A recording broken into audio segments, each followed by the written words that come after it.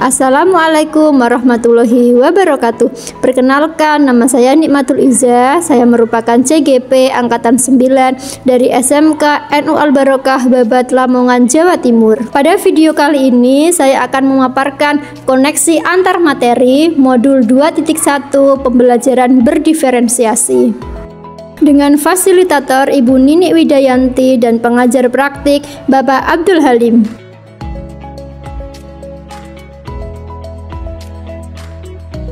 Pembelajaran berdiferensiasi adalah usaha guru dalam menyesuaikan proses pembelajaran di kelas untuk memenuhi kebutuhan belajar individu murid. Hal ini dapat diartikan bahwa pembelajaran berdiferensiasi adalah pembelajaran untuk mendukung semua murid di kelas kita. Setiap anak diciptakan dengan keunikan masing-masing, dengan berbagai kelebihan dan kekurangan. Begitu pula dengan minat, gaya belajar, kebiasaan, pola pikir, kemampuan literasi, numerasi, dan lain-lain. Tentunya setiap anak berbeda. Disinilah diperlukan usaha guru untuk dapat memenuhi kebutuhan belajar murid yang berbeda-beda, agar mereka merasa senang dan nyaman saat belajar di kelas, dan tentunya tujuan pembelajaran yang diharapkan dapat tercapai.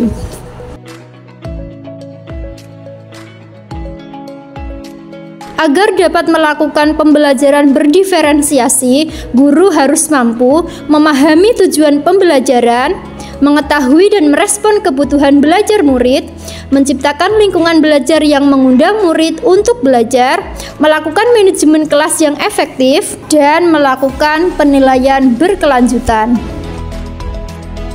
Berkaitan dengan kebutuhan belajar murid, guru harus memahami 3 aspek. Yang pertama, kesiapan belajar atau readiness, yang kedua, minat murid, dan yang ketiga, profil belajar murid. Kesiapan belajar atau readiness, di sini guru diharuskan untuk melaksanakan penilaian atau asesmen pengetahuan awal dan menentukan apa yang telah murid ketahui dan di mana murid berada. Berikutnya adalah minat murid. Anak memiliki minat yang berbeda-beda. Minat adalah salah satu motivator penting bagi murid untuk terlibat aktif dalam proses pembelajaran. Selanjutnya adalah profil belajar murid.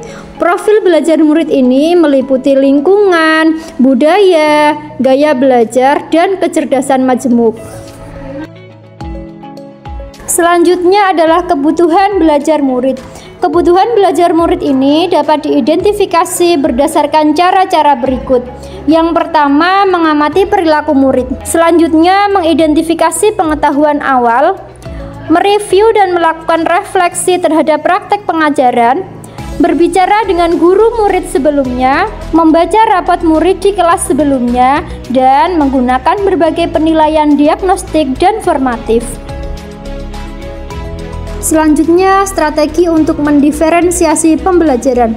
Kita bisa melakukan diferensiasi baik dari konten, proses, maupun produk. Kita bisa memilih dari beberapa diferensiasi atau kita mengkombinasikan dari beberapa diferensiasi tersebut. Yang pertama adalah diferensiasi konten.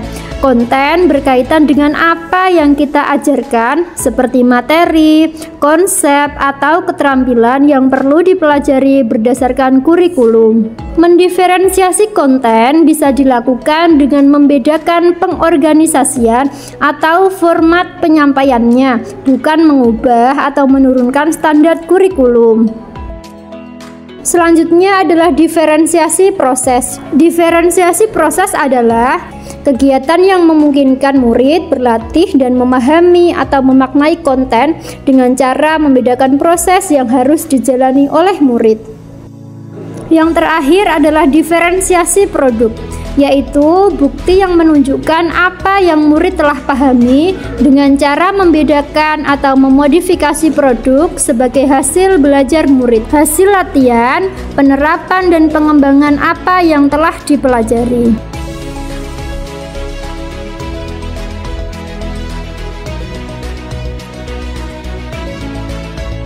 terdapat keterkaitan antara modul pembelajaran berdiferensiasi dengan modul-modul yang lain.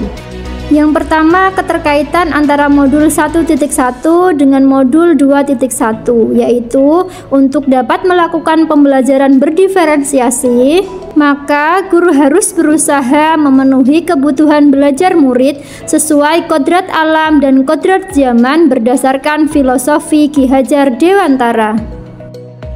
Berikutnya, keterkaitan antara modul 1.2 dan modul 2.1, yaitu dalam melakukan pembelajaran berdiferensiasi, seorang guru penggerak harus berpihak pada murid, reflektif, mandiri, kolaboratif, dan inovatif untuk menciptakan pembelajaran-pembelajaran berdiferensiasi agar dapat memenuhi kebutuhan murid. Dengan demikian, seorang guru penggerak dapat mewujudkan kepemimpinan murid dengan menuntun murid meraih merdeka belajar. Hal ini sesuai dengan nilai dan peran guru penggerak. Berikutnya, keterkaitan antara modul 1.3 dan modul 2.1, yaitu pembelajaran berdiferensiasi dapat menjadi salah satu strategi untuk mewujudkan visi guru penggerak yang berpihak pada murid.